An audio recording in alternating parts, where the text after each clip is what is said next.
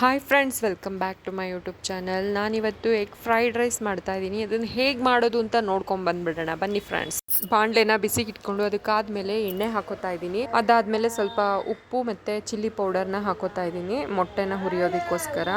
ಇದರಲ್ಲಿ ಮೊಟ್ಟೆನ ಫಸ್ಟಾಗಿ ಹುರಿದಿಟ್ಕೊಂಡ್ರೆ ಚೆನ್ನಾಗಿರುತ್ತೆ ಟೇಸ್ಟು. ಸ್ವಲ್ಪ ಧನಿಯಾ ಪುಡಿನೂ ಸೇರಿಸ್ಕೊಂಡು ಎಣ್ಣೆಯಲ್ಲಿ ಚೆನ್ನಾಗಿ ಹುರ್ಕೋತಾ ಇದ್ದೀನಿ. ಅದಾದಮೇಲೆ ಮೊಟ್ಟೆನ ಹಾಕೋಬೇಕು. ನಾನಿಲ್ಲಿ 4 ಮೊಟ್ಟೆನ ಸೇರಿಸ್ಕೊಂಡು ಚೆನ್ನಾಗಿ ಹುರ್ಕೊಂಡು ಬುರ್ಜಿನ ರೆಡಿ ಮಾಡಿಟ್ಕೋತಾ ಇದ್ದೀನಿ. ನೋಡಿ ಫ್ರೆಂಡ್ಸ್, ರೆಡಿ ಆಯಿತು. ಮೊಟ್ಟೆನ ಒಂದು ಸಪ್ರೇಟ್ ಪ್ಲೇಟಿಗೆ ಎತ್ತಿಟ್ಕೊಂಡು ಆ ಬಾಣಲಿಗೆ ಎಣ್ಣೆ ಹಾಕ್ಕೊಂಡು ಈರುಳ್ಳಿ ಟೊಮೊಟೊ ಹಾಕ್ಕೊಂಡು ಫ್ರೈ ಮಾಡ್ಕೋತಾ ಇದ್ದೀನಿ. ಈರುಳ್ಳಿ ಟೊಮೊಟೊ ಚೆನ್ನಾಗಿ ಫ್ರೈ ಆದಮೇಲೆ ಶುಂಠಿ ಬೆಳ್ಳುಳ್ಳಿ ಪೇಸ್ಟನ್ನ ಸೇರಿಸ್ಕೊಂಡು ಚೆನ್ನಾಗಿ ಫ್ರೈ ಮಾಡ್ಕೋತಾ ಇದ್ದೀನಿ.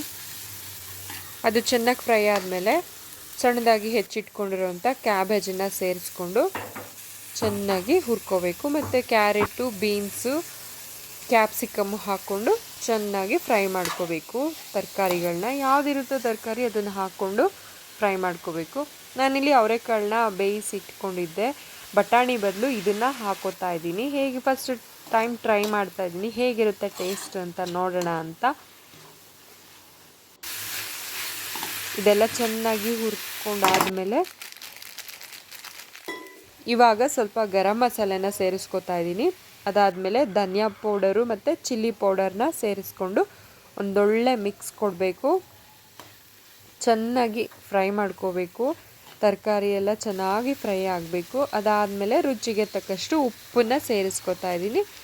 ಇವಾಗನೂ ಒಂದೊಳ್ಳೆ ಮಿಕ್ಸ್ ಕೊಟ್ಟು ಹುರಿದಿಟ್ಕೊಂಡಿರೋ ಅಂಥ ಮೊಟ್ಟೆನ ಇದರೊಳಗೆ ಸೇರಿಸಿ ಚೆನ್ನಾಗಿ ಮಿಕ್ಸ್ ಮಾಡಿಬಿಟ್ಟು ಮತ್ತು ಉದುದ್ರಾಗಿ ಮಾಡಿಟ್ಕೊಂಡಿರೋ ಅಂಥ ಅನ್ನನ ಇದಕ್ಕೆ ಸೇರಿಸ್ಕೊಂಡು ಹುರ್ಕೊಂಬಿಟ್ರೆ ನಮ್ಮ ಫ್ರೈಡ್ ರೈಸು ಸಕ್ಕತ್ತಾಗಿ ರೆಡಿ ಆಗುತ್ತೆ ನೋಡಿ.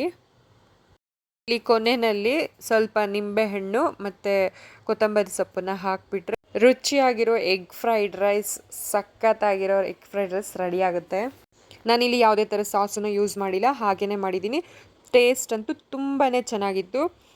ಮತ್ತೆ ಮತ್ತೆ ತಿನ್ನಬೇಕು ಅನ್ನೋ ರೇಂಜಿಗೆ ಇದ್ದಿದ್ದು. ಟೇಸ್ಟ್ ಅಂತೂ ಸಖತ್ತಾಗಿತ್ತು. ಮನೆಯಲ್ಲೇ ಮಾಡ್ಬೋದಾದಂಥ ಹೆಲ್ದಿಯಾಗಿ ಇರೋವಂಥ ಎಗ್ ಫ್ರೈಡ್ ರೈಸ್, ವೆಜಿಟೇಬಲ್ಸ್ ಎಲ್ಲ ಹಾಕಿ ನೀವು ಒಂದ್ಸಲ ಮಾಡ್ಕೊಂಡು ತಿನ್ನಿ. ತುಂಬಾ ಚೆನ್ನಾಗಿರುತ್ತೆ ಟೇಸ್ಟು.